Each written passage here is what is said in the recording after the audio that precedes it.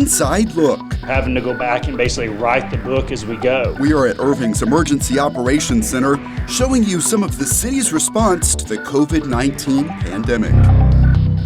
Excellent idea. We are all about fun, and even under the current situation, trying to bring fun into what we do. As hundreds of families turn out for food donations, the Irving Parks Department is making sure they get some cheer during tough times. Helping pets. It's always good to have a plan in place just in case you need to act on it and make sure that you have your pets taken care of during that time. From the Animal Care Campus, find out what pet owners and pet adopters need to know. Plus the innovative bingo game supporting local restaurants and remembering the 10th anniversary of this. Now on City Source.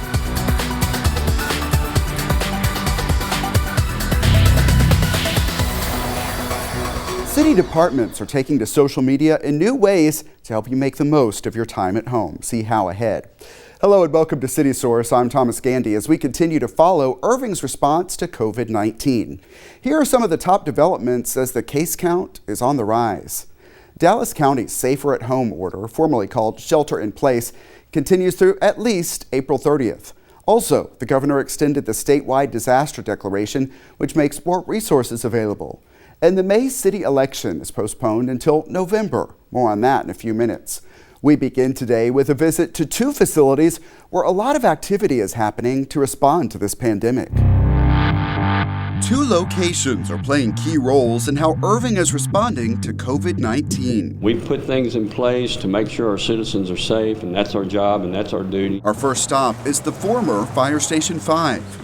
EMS assessors and a dedicated ambulance are stationed here and ready to respond. I think we've got a pretty good, robust plan in place from screening at the dispatch level to responding to decontamination afterwards. That allows other fire stations to continue focusing on all of those non-coronavirus calls that keep coming in. From cardiac to seizures to all sorts of medical calls. And across the country, doctors and nurses are getting sick. As national news teams document, one issue getting attention is the availability of personal protective equipment. For the Irving Fire Department, I've got staff monitoring it and what we call a burn rate as compared to our stockpile rate, and we're doing really, really well right now. So we're monitoring that on a day-to-day basis. We replenish it. Next up, we are inside the city's Emergency Operations Center. Here, city employees are monitoring developments and keeping up with the needs of the community. There's lots of coordination with other entities, our other local governments, the county government, state and feds, where we're trying to ensure there's open lines of communication. It's also the location where these city employees answer residents' questions to the COVID-19 phone hotline and email box. Most of them have been about, say, their water utility billing, making sure that they're not displaced from their home or their temporary living situation. We also get calls about code-related issues. This local response to the coronavirus is the result of training. The city of Irving has focused a lot on how to respond to just about any type of emergency.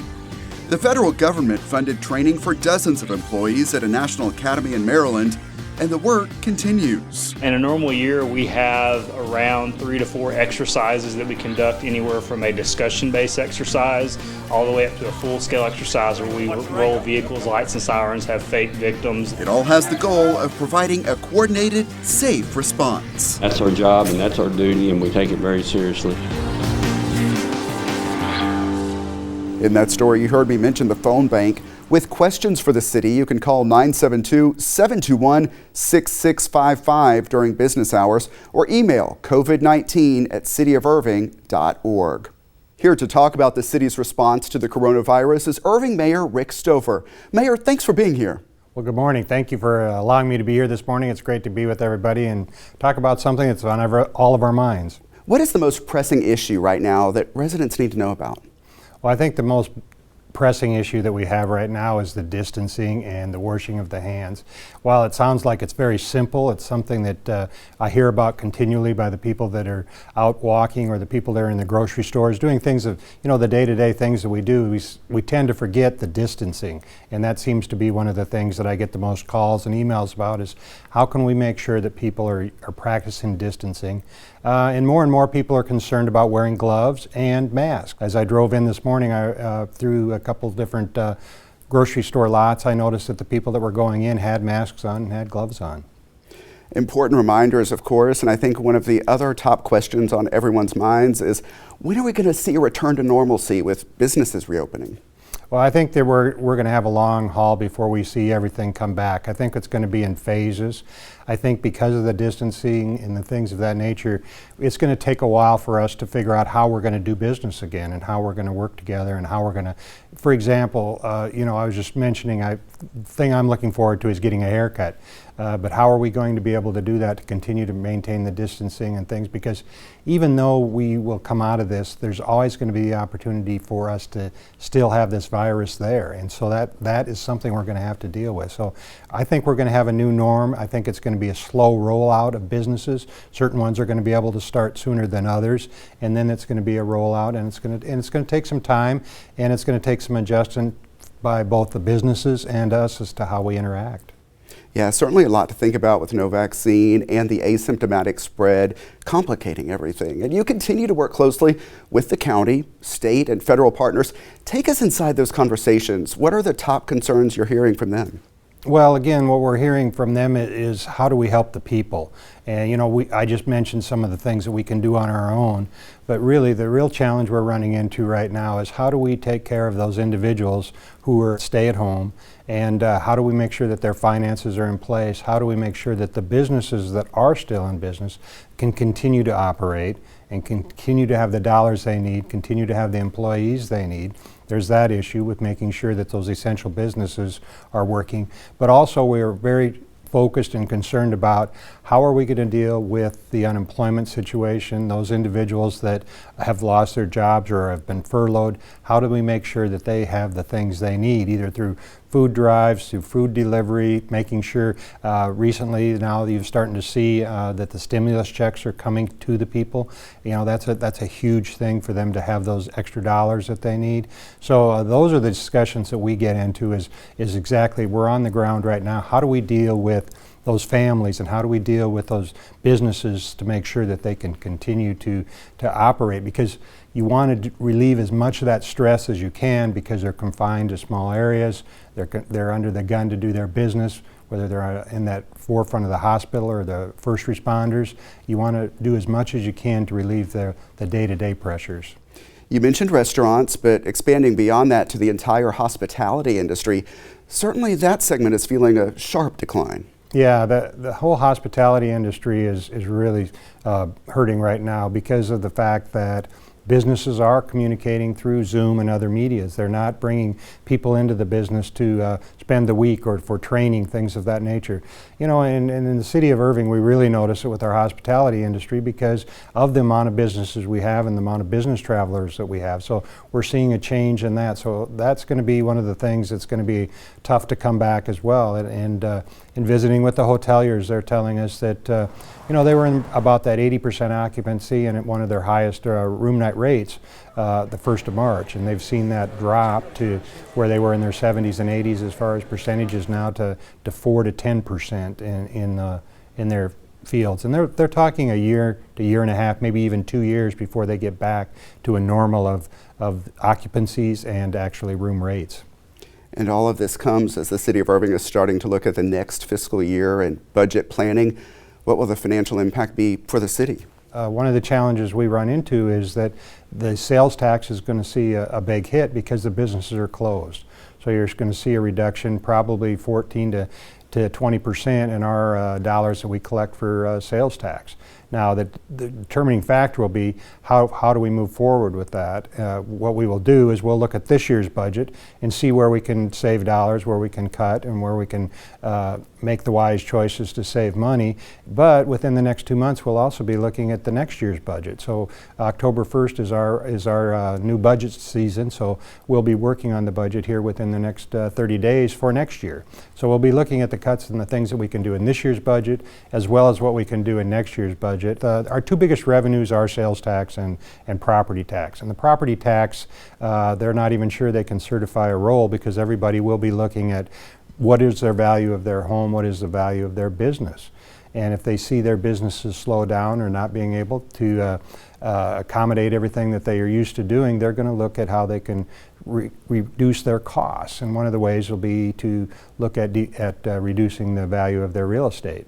And so we operate on a certified roll. Well, the county is saying with all that's going on, they may not even be able to offer us a certified roll. So that's something we'll have to deal with. So the budget this year will be very interesting. A lot of work ahead, but numbers and budgets aside for a second, I know you like to focus on the positive, and there are many examples to share. In fact, we have some coming up later in this program. But what inspires you in this? What have you seen? Well, what I'm really inspired by is the fact that we have great citizens in the city of Irving and the can-do attitude.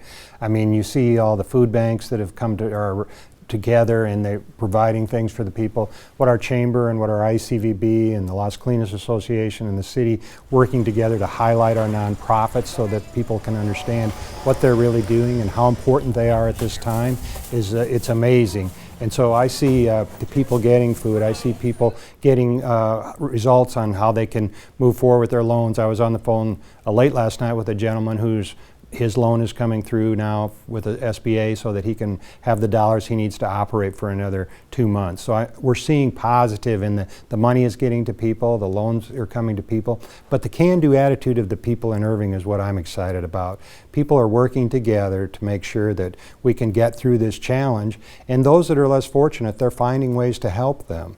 And so that's the real value I see in the city of Irving and why I'm excited about where we're going and what we're going to do, because the can-do attitude that they have right now working through this crisis is going to shine even brighter when we come out of it and we actually get back to doing business. And on that positive note, how can residents make a difference and help if they choose to?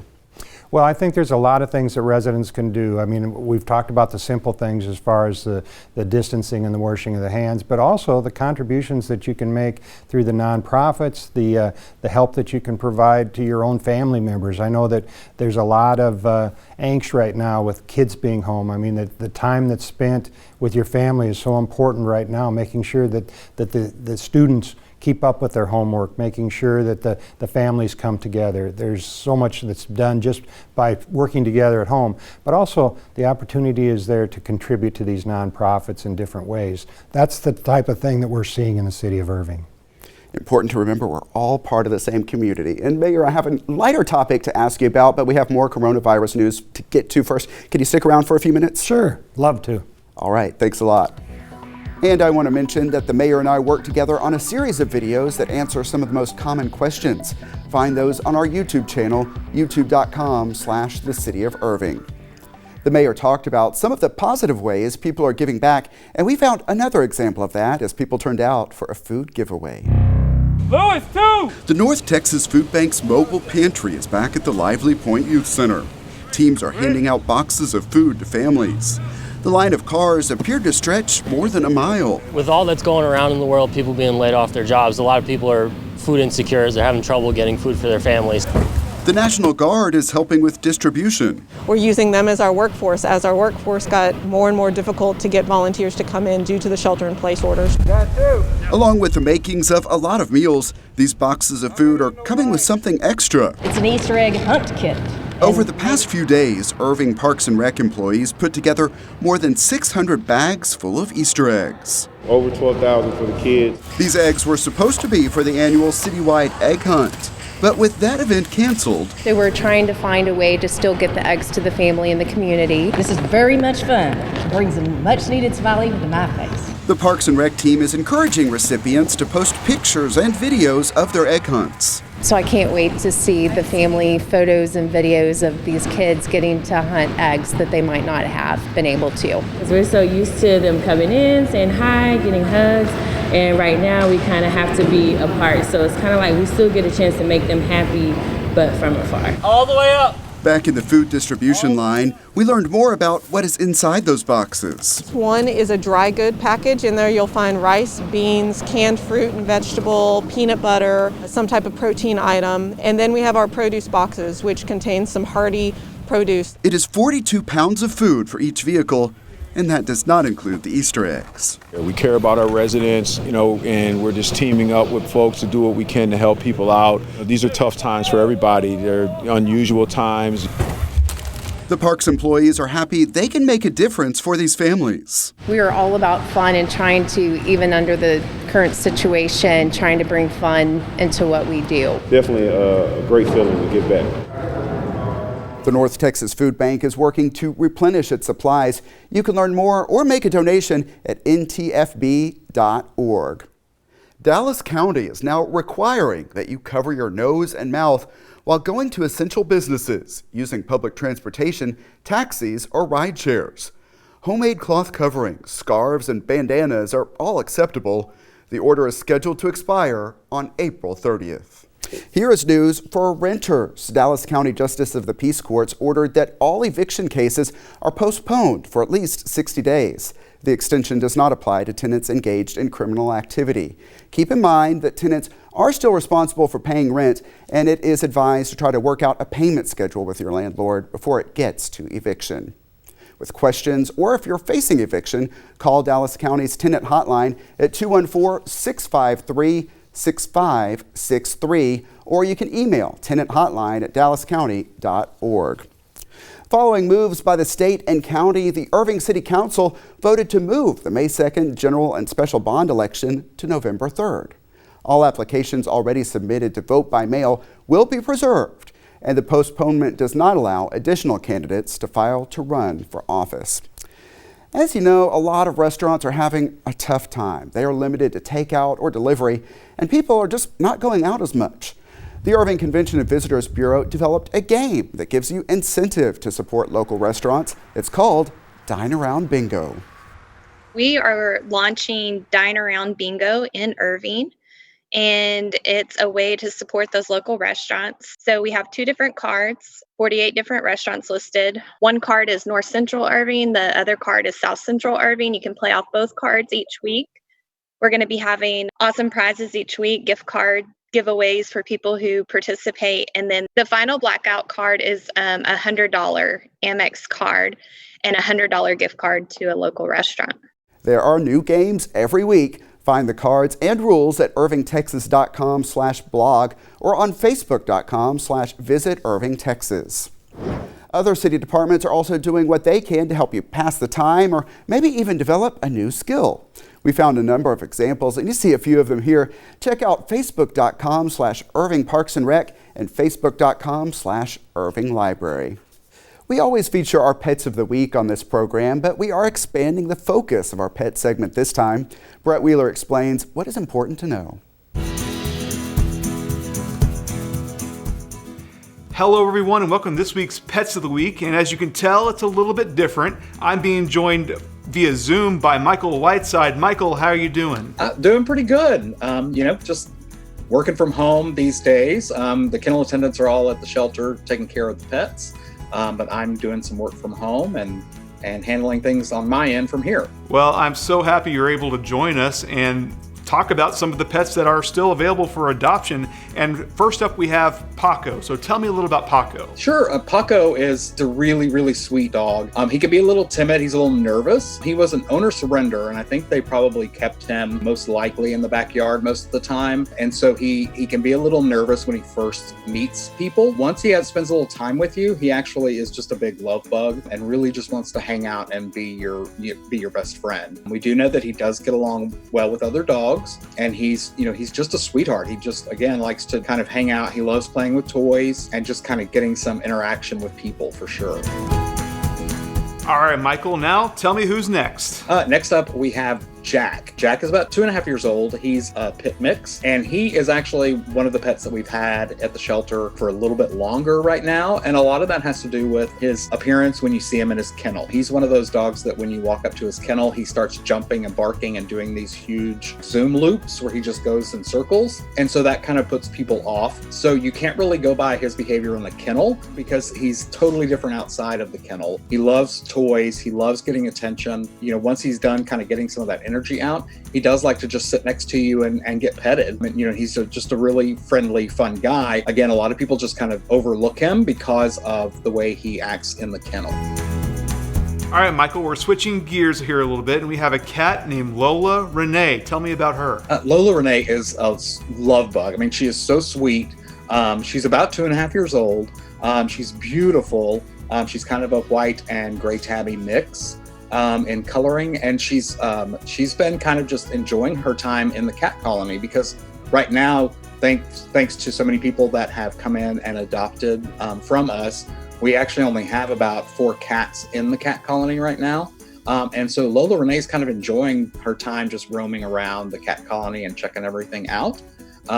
So she is really deserving of a great home, because she is good with other cats. She's very friendly, and she really loves the camera. And speaking of awesome pets, there are a ton of awesome pets at the DFW Humane Society, as well as Irving Animal Services side. What are some of your needs right now, especially during this COVID-19 time? We've definitely had challenges during this time, but we've been lucky that, because we already operate on a small staff, we've been able to kind of keep that same staff. We've got people there that are really taking great care of the animals. What we can really use right now, because we're running low and it's also hard to find some of it, any kind of dish soap, canned dog food, soft dog treats. And then we also could use, like everybody else, hand sanitizer, antibacterial wipes, and then rubbing alcohol. We've been meeting with a bunch of playful pets, but now I'm being joined by Meghan McCarthy with Irving Animal Services to talk a little about how to protect your pet during this time. Meghan, thank you so much for being here. Thanks for having me. Absolutely. My first question is, how are you and your team doing during this time at the Animal Care Campus? We're doing well. So our team is sort of split in 2 now, and the shelter is open every day so that we can still help provide our services to the public during this time. And that's great. Are you guys limiting how many people can be in the Animal Care Campus at this time? Yes. So we've made signs to post on both our intake door and our front desk adoptions door. So when someone arrives at the animal shelter, they just have to call a phone number posted on the door and leave a message so that we can call them back and let them know that they've been placed in line. We'll ask them some questions relating to COVID just to make sure that they can still come in the building.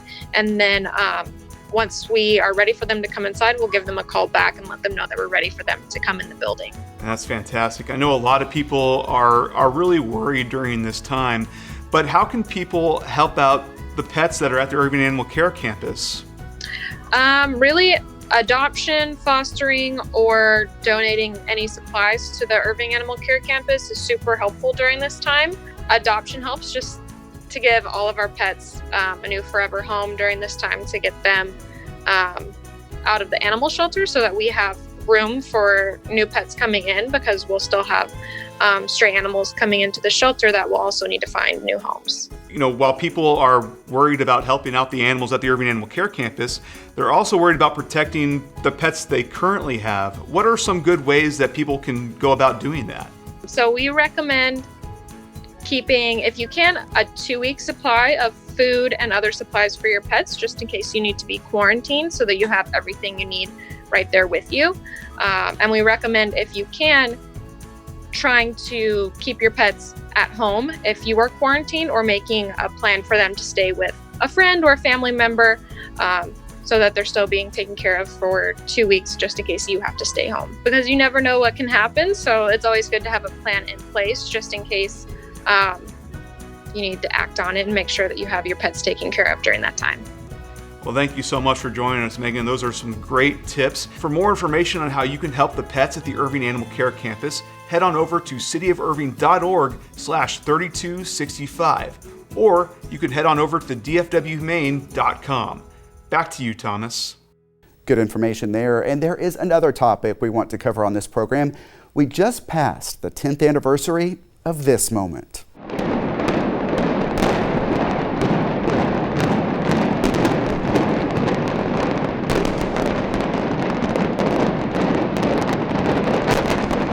And back with us to talk about that is Irving Mayor Rick Stouffer.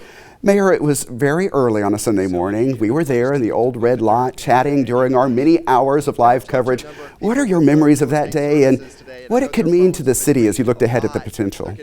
Well, it was bittersweet in many ways, because so many people, and myself, even though I had not lived here my whole life, for over 20 years we had the opportunity to be part of the Texas Stadium family and all that it meant to the city of Irving. So to see it come down was very, very difficult, because it was our past. But what's good about it is now we're moving forward with our future. Yeah, and on that note of looking ahead to the future, we have covered the Signature Bridge a lot on this program, and everyone can see that progress. But there is also more construction to come at the Diamond Interchange. What does that project involve? Well, I think that the interesting part of the whole Texas Interstate Interchange, or the Diamond as we call it today, is the fact that there's so much construction that needed to be done in that arena. You know, it started with the improvements on 114 many years ago, then most recently with 114 completing its infrastructure, and 183 and some work around that area. That was the second phase, and now we're kind of into the third phase, which is the actual reconstruction of the whole intersection. And that's a $420 million project. To put that in perspective, the 183 and the 114 projects were $820 million. So it's about half of what we've spent just to do that one intersection today as we spent doing those other two major roads. But when it's completed, it really brings together the opportunity of over 400 acres to be developed within the city of Irving. You know, the city of Irving is over 92 to 93% built out, so this is a real opportunity for us to look at our future and build upon it. Yeah, and looking ahead at that, I know you can't discuss economic development deals, but can you say if there are discussions about what might come to that site? Yes, we've been very fortunate to bring the landowners together to coordinate and feel how can we do a master plan, or how can we put together something that we can all agree upon as far as densities of single family, multifamily, business, retail, opportunities for sports, opportunities for green fields. And we're excited about what we've come up with. We've all worked together to come up with somewhat of a master plan that we can utilize with minimums and maximums. And there's a lot of opportunities to take advantage of the DART light rail station that's going to be built there, as well as access to the Trinity River. All right, Mayor, thank you for being here and playing a big role in our coverage today. Thank you, Thomas. Remember, you can always email us your thoughts on our stories. The address is ictn@cityofirving.org. And find us on YouTube. Our channel is at youtube.com/thecityofirving. Subscribe and you can get notifications when we upload new videos. And that's it for this edition of City Source. Thanks for watching. Stay healthy and we'll see you next time.